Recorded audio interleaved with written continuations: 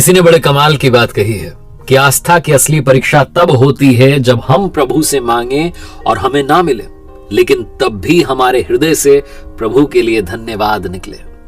नमस्ते दोस्तों, मैं हूं आरजे कार्तिक। एक बड़ा छोटा सा प्रसंग है प्रभु श्री राम जी का। प्रभु श्री राम दरबार लगा हुआ था। हनुमान जी भक्ति में, सेवा में इतने व्यस्त थे कि उन्हें ध्यान नहीं रहा कि प्रभु के जो गुरु जी हैं वशिष्ठ जी, वो दरबार में पधारे। उन्होंने सम्मान नहीं किया गुरु वशिष्ठ जी का, और इस बात से गुरु वशिष्ठ क्रोधित हो गए। वो प्रभु श्री राम के पास गए और जाकर के कहने लगे कि राम, आपको दंड देना होगा जिसने मेरा अपमान किया है। राम जी कहने लगे कि बताइए किसको दंड देना है। गुरु वशिष्ठ जी ने कहा कि अगर मैं नाम बता दूंगा तो तुम उसे दंड नहीं दोगे, तुम स्वयं को दंड दे लोगे। राम जी ने कहा नहीं, आप बताइए। गुरु जी इतने क्रोध में उन्होंने कहा कि राम, तुम्हें उन्हें अमोघ बाण से ही दंड देना होगा जिस अपराधी के बारे में बात हो रही है। तो राम जी ने कहा आप बताइए ना, कौन है अपराधी। जब गुरु वशिष्ठ जी को लगा कि अब तो राम जी तैयार हो गए हैं दंड देने के लिए, तो उन्होंने कहा कि उस अपराधी का नाम हनुमान है जिसने मेरा सम्मान नहीं किया।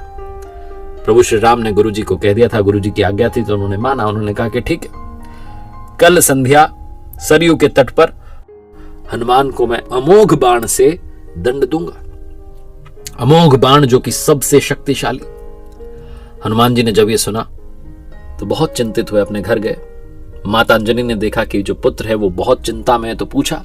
हनुमान जी ने बताया कि मां, मुझे वैसे तो ब्रह्मांड में कोई हरा नहीं सकता, मार नहीं सकता, लेकिन प्रभु श्री राम अपने बाण से मुझे दंड देने जा रहे हैं। अब सब समाप्त होने वाला है। माता अंजनी ने जब सुना कि पवन पुत्र जो हैं वो चिंता में है, पवन सुत हनुमान अतुलित बल धामा, जिनका जो बल है वो जिसकी तुलना नहीं की जा सकती, तो माता अंजनी ने उन्हें याद दिलाया कि बेटा याद करो, मुझे भगवान शिव जी ने एक मंत्र दिया जो मैंने तुम्हें जन्म के समय घुट्टी में पिलाया। जिस मंत्र के बल पर तुम्हारा प्रताप पूरा विश्व जानता है, उस मंत्र का नाम है राम। तुम जाओ सरयू तट पर और अभी से राम राम जपना शुरू कर दो। हनुमान जी ने कहा जो आज्ञा माता, और जाकर के सरयू किनारे राम राम मंत्र का जाप करने लगे। अगली संध्या में प्रभु अपने दरबार के साथ में वहां पधारे और अमोघ बाण से, जैसी की बात हुई थी, गुरु जी का आदेश था, वो आज्ञा मानने के लिए अमोघ बाण चलाया, लेकिन हनुमान जी पर उसका कोई असर नहीं हुआ।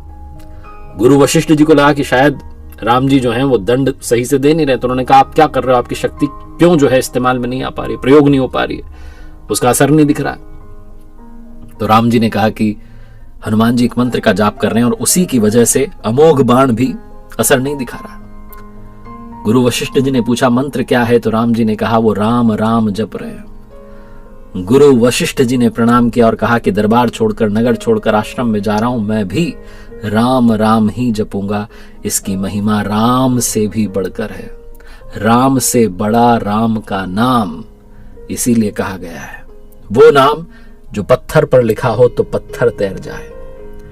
बस प्रभु की महिमा बताती हुई छोटी सी कथा जो है, प्रसंग जो है, मैंने आपको सुनाया। और अंत में वही बात, प्रभु के आशीर्वाद के साथ, अपनी मेहनत के साथ, अपनों के प्यार के साथ कर दिखाओ कुछ ऐसा कि दुनिया करना चाहे आपके जैसा।